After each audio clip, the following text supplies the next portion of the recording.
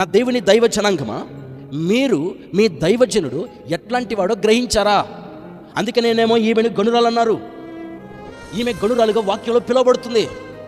మీరు మీ ఆధ్యాత్మికమైన జీవితంలో మీ కొరకు బంధువులను, మీ కొరకు స్నేహితులను, మీ కొరకు తన బలాన్ని, మీ కొరకు తన యవ్వనాన్ని, మీ కొరకు లోకంలో ఉన్న లాభాన్ని అంతటిని విడిచిపెట్టి పెంటగాయించుకొని దేవుని కొరకు మీ పక్షాన వ్యాజ్యమాడుతూ మీ ప్రాంతంలో ఒక కొవ్వొత్తిలా కరిగిపోతూ సేవ చేస్తున్న దైవజనుడు ఎట్లాంటి వాడో మీరు గ్రహించారా? మీరు గుర్తుపట్టగలిగారా? తోళ్ళు తింటానికో, తోకలు తింటానికో, మొక్కలు తింటానికో మీ ఇంటికి రావట్లేదు. ఈ పూట మీ ఇంట్లో భోజనం చేసేసి ఆ పూటని పూర్తి చేద్దామనా? కాదు కదా. మీ ఇంటికి మీ దైవజనుడు ఎందుకు వస్తున్నాడు? మిమ్మల్ని బలపరచడం కోసం కదా, ప్రార్థనలు పురికొల్పటం కోసం కదా. మీ ఇంటికి వచ్చి చూపవచ్చున్న దైవజనుడు ఎట్లాంటి వాడో మీరు గ్రహించారా?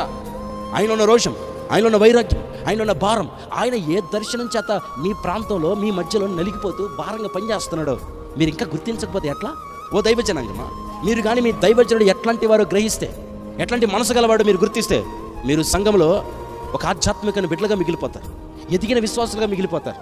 మీ భక్తిలో మార్పు ఉంటుంది, మీ ప్రార్థనలో మార్పు ఉంటుంది, మీ వైరాగ్యంలో మార్పు ఉంటుంది, మీ రోషంలో మార్పు ఉంటుంది.